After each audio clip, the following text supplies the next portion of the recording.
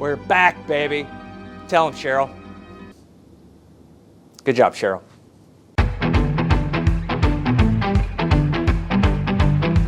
Hey everyone, Derek here with Square Splinter, and you know what? It's been a while, but that's okay. Life's gonna go on. Today, we're gonna get some people stirred up because I'm gonna turn this beautiful slab of walnut into a piece of art slash clock. The short of it is, we're gonna cut it up into a bunch of little pieces. So hear me out. Here's my idea. I want to turn this slab of walnut into a wall hanging piece of art. I want it to be a clock, and also possibly some sound diffusion in an office that has nothing else on the wall except for this. When I'm done with it, of course. So my thought is, oh wait, oh they are. So my thought is, Cheryl, quit moving the camera. So my thought is, I'm going to cut this up into vertical pieces, couple inches wide, we're gonna spread it out, very artsy-fartsy. We're gonna stand them up on some other pieces of wood, up away from the wall. We're gonna mount that all on a piece of wood that we'll probably paint black so you can't see it. It's gonna look like it's floating. It's gonna be amazing. I'm gonna love it. Cheryl's gonna love it. Everything's gonna be good. Let's start.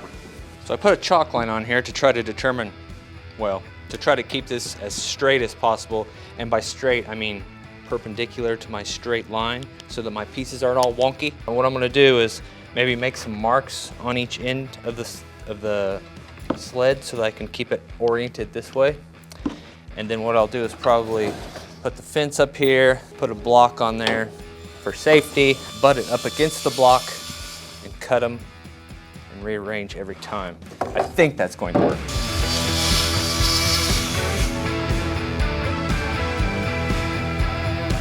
Okay, pieces are painted black. It's kind of a rough finish, doesn't matter. Nobody's ever gonna touch this. These are just the standoffs to get our piece off the wall. So we're gonna cut these in, I think, 1-inch strips. Got various sizes that I measured because they're all different widths, of course. So it makes it a little more complicated, but we're gonna cut these into strips, get some glue ups done, and move on to some sanding.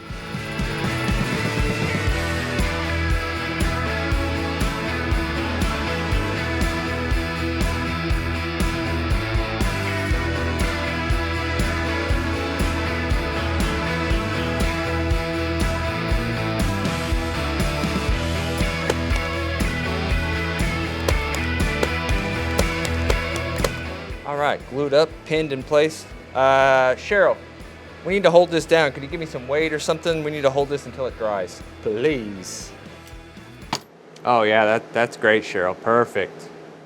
Okay, we are all glued up and you can pretend to watch me and Cheryl sand all of these now that they are solid pieces, or I will meet you back here when I'm done sanding them myself. A few moments later. Okay, for our next trick, Cheryl needs a bit of a procedure. I'm just kidding, sickos. We're just gonna put some finish on these things. I'll meet you back here when it's dry.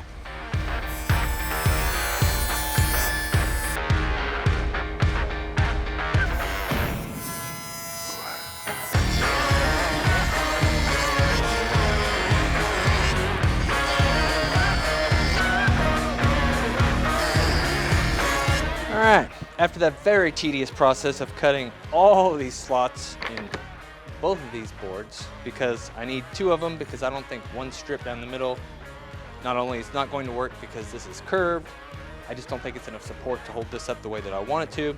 And then I've also decided, as you can see, this is painted black. I think I've decided to paint it the color of the wall. I need to make this blue, and then after that, we can start getting these arranged and glue this in here. Hopefully. But we gotta let some paint dry. Cheryl, let's paint. Well, it of course wouldn't be a project if we didn't have a few mishaps along the way. We got some, and I need to show you what it is because I gotta figure this out. I cut all these slots nice and even, got them all measured out. Everything fits in there nice when you stick it in there with our plywood standoffs. But guess what? When I glued these plywood standoffs on here, I didn't measure anything. I just visually kind of glued them on there straight because I wasn't thinking about having to register in these slots to keep everything straight. So now I got 4 or 5 or 6 of these that don't line up straight when I put them in the slots. That's a problem. Easiest thing I can think of is I'm just gonna widen a few of these slots by a little bit because we don't have these slots in here for any type of joinery. They don't have to be super strong or anything. I'm gonna widen them so I can twist it just a little bit one way or another and make everything straight. So I'm gonna do that. So we're finally to the point where I thought I was gonna be many hours ago.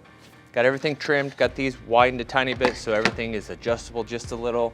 Trimmed the second piece so it doesn't show when it's put up on the wall. Got the glue. Time to get these things glued in place.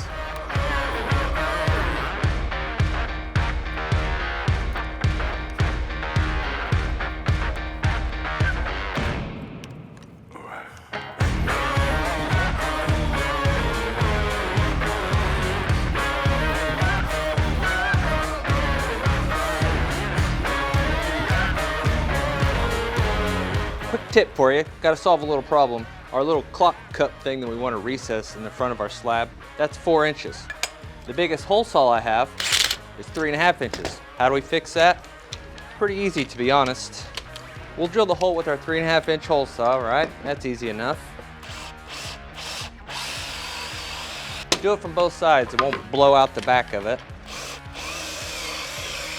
So this is what we're left with, 3.5 inch hole. The trick to this is a rabbiting bit for our router. There's lots of ways you can enlarge this hole. This is the way I like doing it just because I've done it this way before. These rabbit bits allow an offset cut, has different size bearings that you can put on here. This is a 3.5 inch hole. We need a 4 inch hole, so guess what?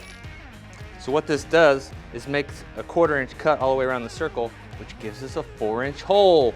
Right, Cheryl?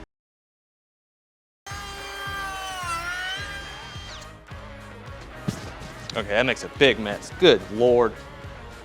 Get some dust collection on that thing. We get most of the way through. We can't go all the way through. Flip it over, but now just take a flush trim bit with the bearing on it and make it to where that bearing rides on the part that we cut already. And there we go, 4 inch circle. Originally I was going to have this to where it was just centered. That's not very artsy-fartsy enough. So what we're going to do is put it around in here. I like it offset and I like it in this bigger part of the slab. So there's no science to this. I am going to center it in between these 2 slats here and maybe center it in this way, something like that. Or should I go these 2, these 2? Now we can put this on there and we can take our template router bit, go down there, follow that hole, cut around in there so we can put this down in there, inset, super fancy. I want to do like a pressure fit of this anyway because you're not gonna be able to, I don't want to take this thing on and off the wall to have to change the battery in this thing. And you can't mount it rigidly because then you can't change the damn battery. So what I come up with, I got this like upholstery material, just scraps of it laying around. What I think I want to do is I'm going to glue this around the inside of this. All right, glue it like that. And I'm hoping I put that in there. Let's see, it's like a pressure fit. But then if I really do want to take it out, if the clock was in there, I could grab the stem. Otherwise, well, it's a little tight actually. I just broke that. I'm gonna smooth that out, glue that in there, do the final coat of finish. Time to put this thing together and put it in the office. Come on, Cheryl, you broke a file, damn it.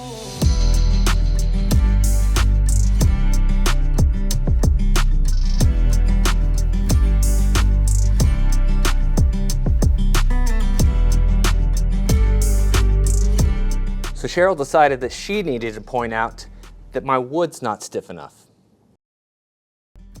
And I have to say, I really can't disagree. That makes me nervous doing that, but I think I'm still gonna try to get this put on the wall without doing anything else to the back, because if I add 42 pieces of plywood to the back of this thing, it's gonna kill the whole floating aspect of this. So we're gonna leave it as is. I'm gonna cross my fingers, my toes, and hope that we can get this on the wall before it snaps in half.